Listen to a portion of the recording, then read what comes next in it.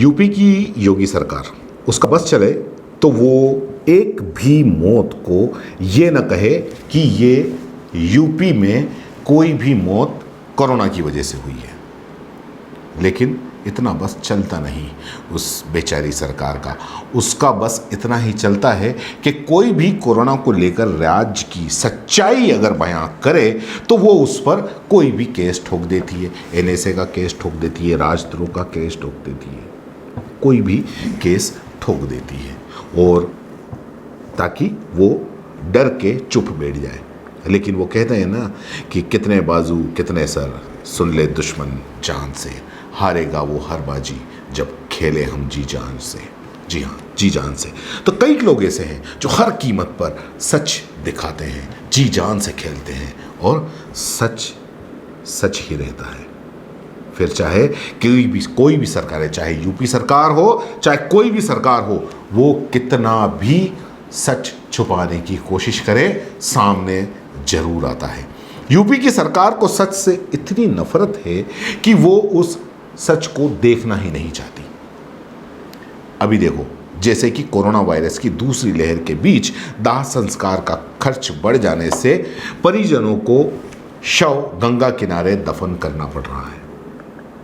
ऐसी कई तस्वीरें और कई खबरें सामने आने के बाद राष्ट्रीय और अंतर्राष्ट्रीय स्तर पर केंद्र की मोदी और प्रदेश की योगी आदित्यनाथ की सरकार की बहुत ज़्यादा किरकिरी हुई।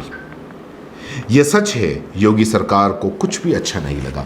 इसके बाद उत्तर प्रदेश की योगी सरकार ने कैमरे से बचने के लिए इलाहाबाद जिले के फाफा मऊ और शंगवेरपुर घाट पर गंगा किनारे रेत में जो शव दफन करके उसके ऊपर रखी गई लाल पीली जो चुनरी थी उसको हटवा दिया है। मतलब शमशान के अंदर जब शवों की लाइन लगे, जब चिताओं की लाइन लगे, तो शमशान के चारों तरफ चार दीवारी इतनी ऊंची करो कि कोई फोटो नहीं खींच सके।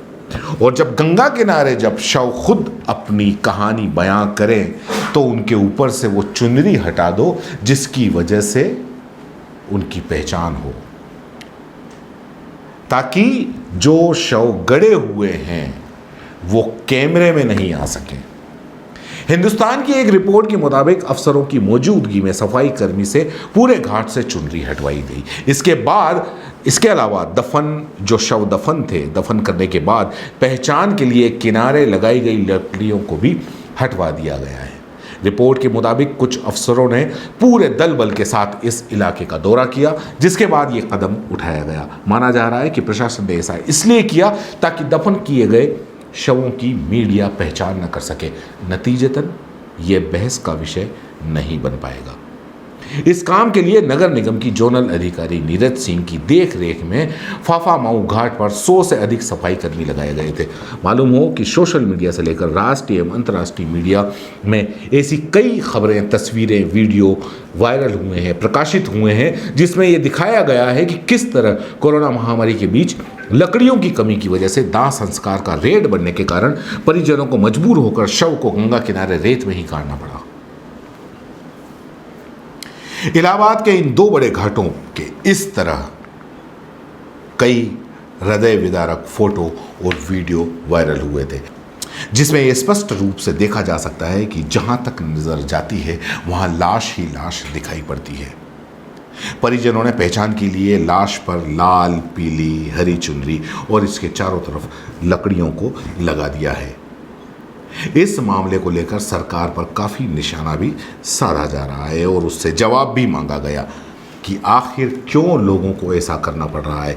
इन तस्वीरों के आधार पर यह भी आरोप लगाया गया कि सरकार कोरोना के सही आंकड़े नहीं बता रही है, जबकि शमशान, कब्रिस्तान लाशों से भरे पड़े हैं। जिला प्रशासन इस बात की भी कोशिश कर रही है कि जब इन इलाकों में शव दफन न होने पाए।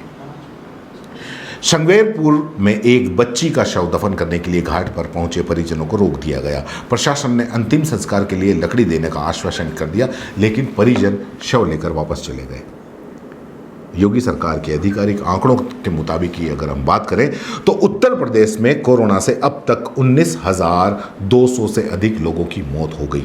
हालांकि जानकार का ये भी मानना है कि यदि शमशान घाट और कब्रिस्तान में लाशों और मृत्यु प्रमाण पत्र के आंकड़ों को देखा जाए तो ये संख्या बहुत ज़्यादा होगी, जिसका आप अंदाज़ा भी नहीं लगा सकते। लेकिन मैंने आपको शुरू में ही कहा था कि सच से योगी सरकार को बहुत परेशानी है, इसलिए सच नहीं दिखाएं। जय हिंद, जय भारत। अगर आप YouTube पर देख रहे हैं तो CBC न्यूज़ वायर का चैनल सब्सक्राइब करिए, पास में दिख रहे बेल आइकन को भी दबाइए, ताकि जब भी हम आपके लिए कोई खबर, कोई जानकारी लेकर आए तो सबसे पहले आपके पास नोटिफिकेशन पहुंचे।